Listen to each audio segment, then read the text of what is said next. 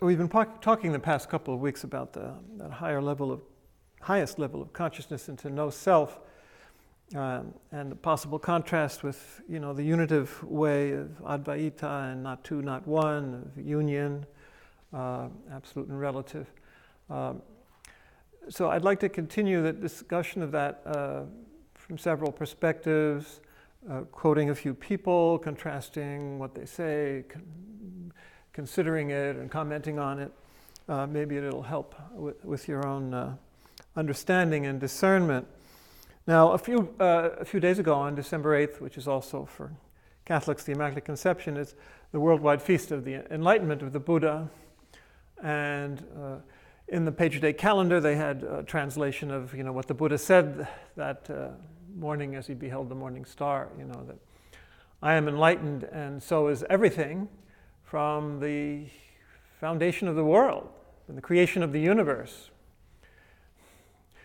I've never seen quite a translation like that, and I always wish I could go back to the original language or languages, whatever it is, where that tradition of what the Buddha said came from.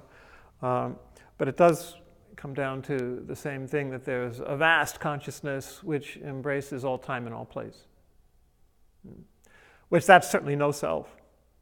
Not just in the sense that everything's connected the way it's sometimes presented, which is true enough, but that it's everything. Of course, the translation that we have in the Denko Roku, I think it's Robert Cleary, I am the great earth and beings, everything, simultaneously achieve the way. So simultaneously being, all time and all place. So it comes down pretty much to the same thing. But the official commentary, it's part of the Denko Roku on that. This is an interesting paragraph. Since this is so, do not think that it was just Shakyamuni Buddha, the individual, who was enlightened.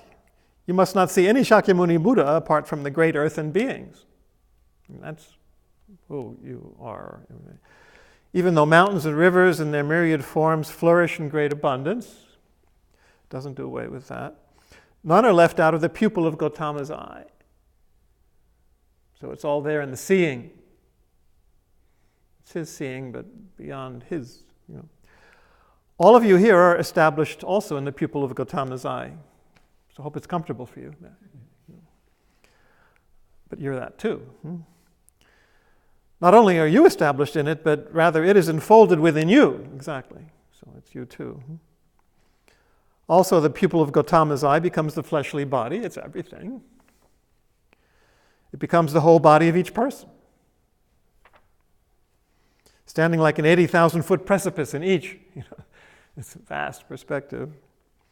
Therefore, do not think that from the past to the present there was an eye's bright pupil and distinct people. You are the pupil of Gautama's eye. And Gautama is the entirety of each of you. The entirety of each of you. So that's a very good commentary on that, of what it means to go really beyond no self. Now, Bernadette Roberts, when she, in her book, The Path to No Self, which I was quoting last week, the chapter 5 on open mind, remember that?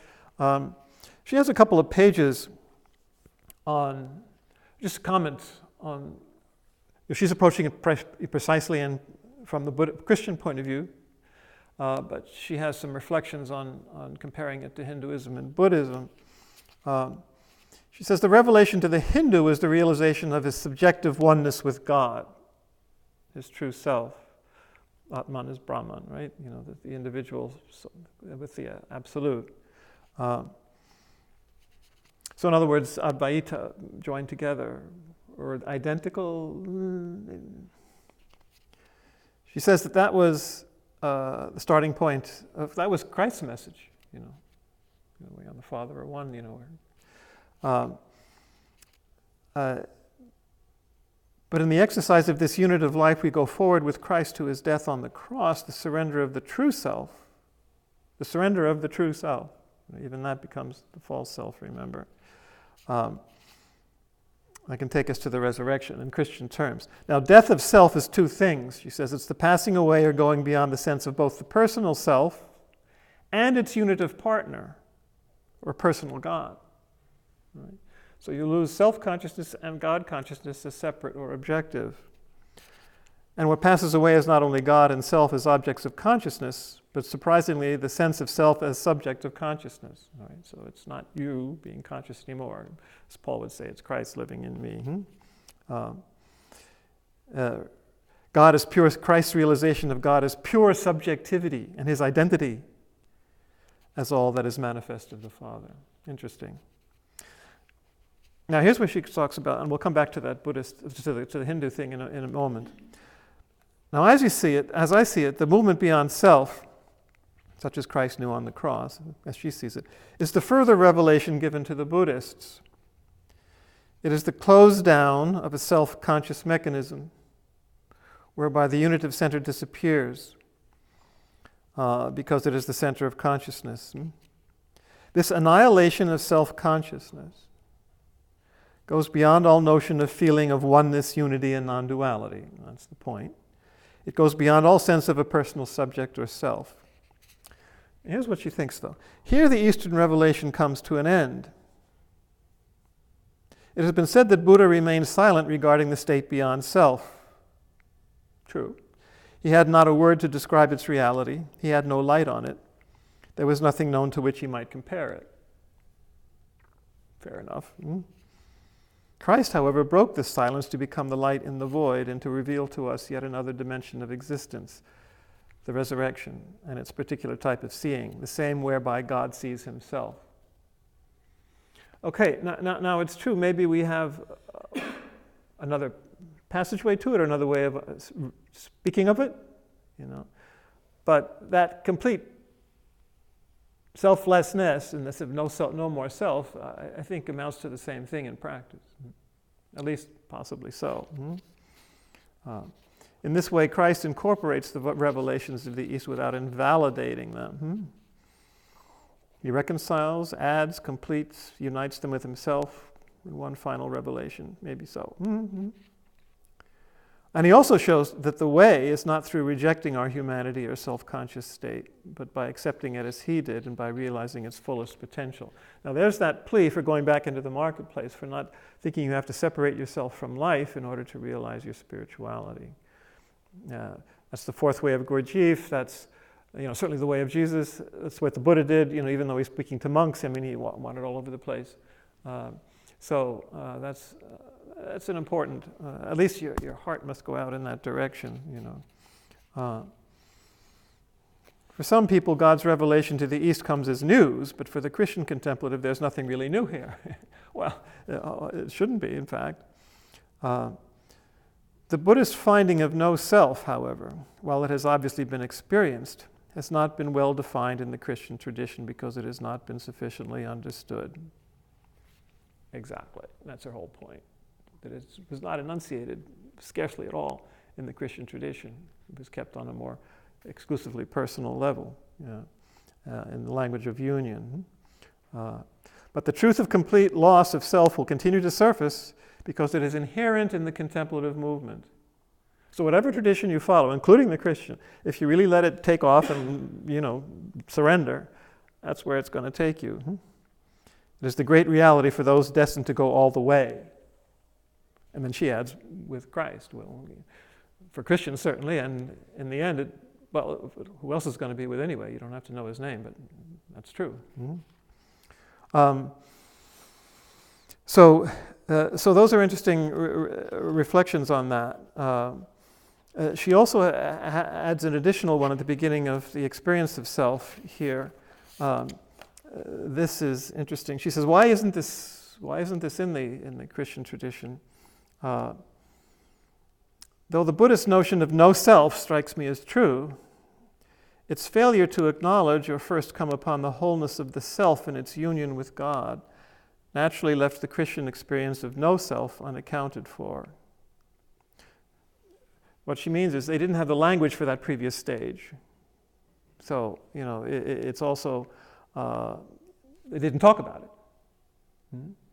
Quite possibly the extent to which the individual first discovers this union, in other words, in the Hindu tradition or the Christian tradition, the Advaita, the union, is the extent to which its falling away will appear all the more inexplicable and bewildering. Mm-hmm. So if that's what you're used to, if that's what the language leads you to, then you're going to be quite overwhelmed when this other comes. But the Buddhist doesn't have that quotes problem because that's the only presentation that there is, for better or worse. But that's an interesting reflection. She also has at the end of the path to no self. This is an interesting part of it, and talk about, well, how long does this take? Is this, because her point is, and I think it's quite true, and I think all of us, including me, have been cheated, thinking this is going to take decades or lifetimes, and that's, when she talks about, the Buddhist idea that it does take lifetimes, literally, I mentioned before the Chinese Buddhist place, our Dharma Drum, I think upstate, where they have this huge statue of the Buddha surrounded by 1,000 tiny little statues on either side, which are his previous lives. Really? So this is what she has to say about it. Talking to a Buddhist once, he said the ultimate Buddhist goal was only attainable after one had lived many lives, like 10,000 or more. I said, oh, for God's sake, if I really believed that, I'd never bother making a start.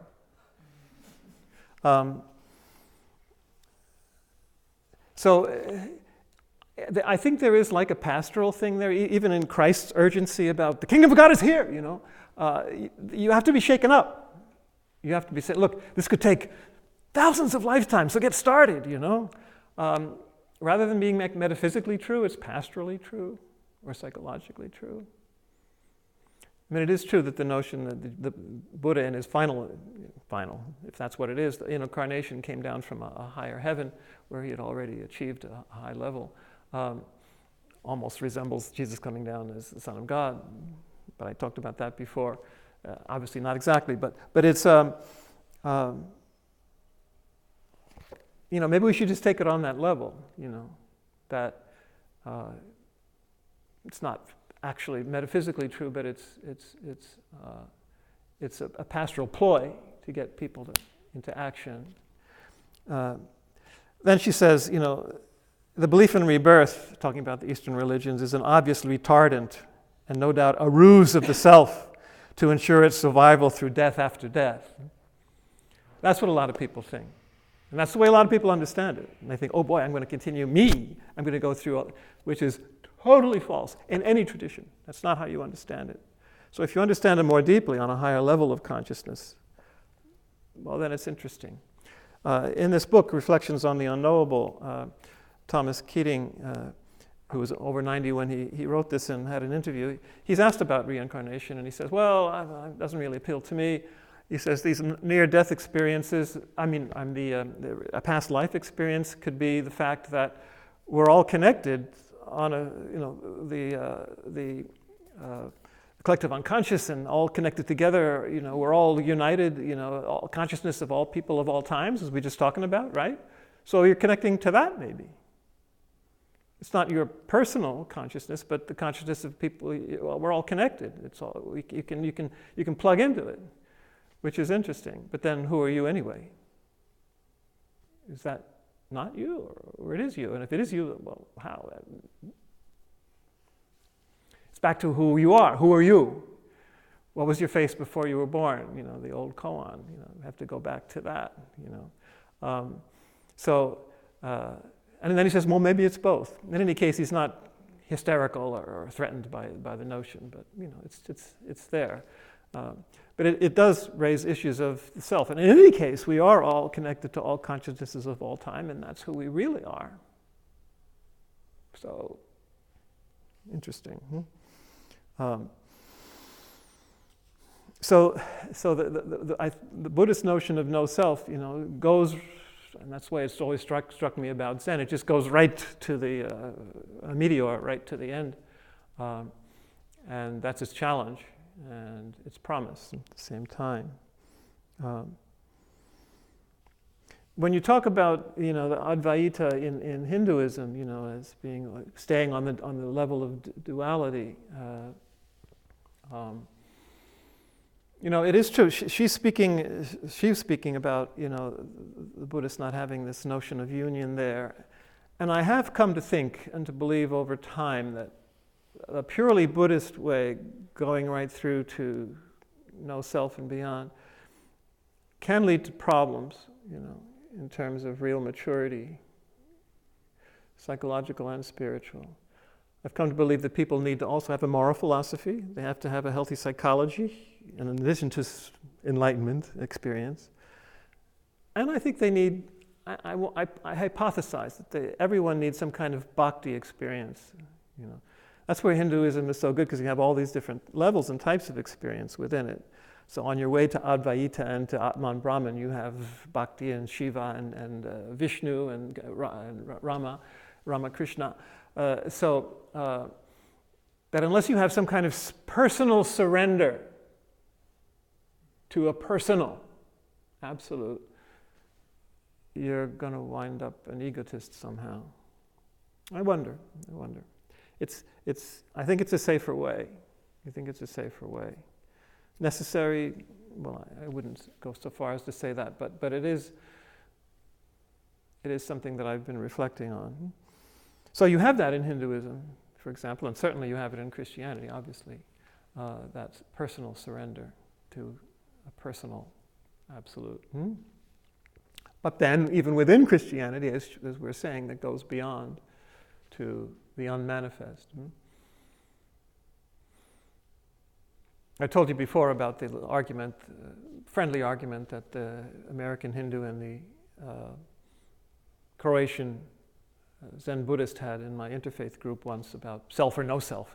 You Hindus keep talking about the self and the absolute self, and there's no self. So of course that's ridiculous. It's just a matter of words. Of course there's no self, but you can call it a self if you want. You call it the big self. It's a danger, because then your ego can identify with it. But so can your ego identify with no self. So I think both traditions clearly go beyond. And that's what, interestingly, Thomas Keating says in the same book, talking about a little chapter called, Is There a Night of Self? So no longer night of sense or night of spirit, like John of the Cross, but is there a night of self? In other words, going beyond self, no self, which is what we're saying, and that's what he came to. And he does. He spends most of the chapter talking about Saint Thérèse of Lisieux and her final, in her last days, crises of faith, which were very severe. And I always take it as meaning that she had to go beyond the imagery and the concepts, into the reality, and that could be painful for someone who was an 1890s French Catholic, Carmelite, absolutely, harder than for most people. But he sees that as going beyond into no self, and I think that's quite true. But then he says, as a correction to what Bernadette was saying about Hinduism, he says, first of all, commenting on Thérèse, perhaps the full depth of her vocation is only now becoming understood. With the development of evolutionary theology, as well as by the new cosmology provided by contemporary science, God may be moving humanity to a more widespread relationship with that aspect of God that might be called the unmanifest. And there you go. And that's what Jesus means, the Father and I are one. He surrenders himself to the one who made all things subject to him. The unmanifest, what we call Father, or even beyond in the Godhead, as Eckhart says. Advaitic Hinduism knew that dimension of divine union centuries ago. And I think he's right here. Brahman, in their view, is the unmanifest aspect of ultimate reality. So yes, it goes all the way to the unmanifest. I think that's much more accurate. And he says, he suggests that the clearest embodiment, an example of this consciousness in recent times is Ramana Maharshi, whom the Benedictine Henri Leceau Abhishektananda followed. And he adds, the Buddhist teaching of no self also relates to ultimate reality, or the absolute, in a non-personal way. Transpersonal goes beyond names, including Father, to beyond words, To relate to God as uncreated, he says, the void of absolute nothingness, if shared by a growing number of people, would contribute immensely to the transformation of the human race. Into, and here he comes back to the terminology, which remains true as long as you go beyond the words, into the mystical body of Christ. It's only Christ returning to the Father. And what was anticipated in the early Christian communities as the new creation. So as you see, you can dance around, all these things. I think they're all going in the same direction. You can use one or other of the methods. But even in the theistic tradition, you have this where the self just completely disappears in the end. Like the fire taking over the log, or Wayne Teasdale, who coined the phrase interspiritual back in the late 90s. He quotes Rumi. No one will find his way to the court of magnificence, to paradise, unless he is annihilated. You just heard that word with Thomas Keating. You are your own shadow. Become annihilated in the rays of the sun. S-U-N. How long will you look at your shadow? Look at the light. Come into the garden of annihilation and behold paradise after paradise. So, even within Allah, the theistic tradition, you have this passing into annihilation, into the unnameable absolute. He says that B. Griffiths, the great Benedictine Hindu, said, perhaps the fundamental difference is this, that the heart of Christian mysticism is a mystery of love, whereas both Hinduism and Buddhism, it's primarily a transformation of consciousness. Look, he's a great authority, and who am I to question, but I think the real transformation of consciousness is transformation in love, compassion, and real transformation in love is transformation of consciousness. In the end, there can't be a distinction there, it seems to me. And he speaks very well, Wayne Teasdale, as does Thomas Keating in the final years, and especially the great Houston Smith in his work on the world religions. You can't just tolerate or even appreciate world religions. You've got to love them. Love them and practice them. That has to be the attitude, I think, as we go forward. Interspirituality, Wayne Teasdale says, honors all the experience and insight of each tradition and gathers these experiences together into an organic synthesis. We awaken to it when we walk the intermystical path with an open heart and the capacity to be transformed in our understanding and in our being. And then he concludes, and I conclude, when we do that, we can utter like Ramon Panikar, the Christian priest, Catholic priest and Hindu, I'm a Hindu, a Christian, a Buddhist. And more, I'm a Christian, Hindu, Buddhist, Jewish, and Muslim. See what that does to sectarianism. And maybe something like that is what's necessary before we can really say there's no self left.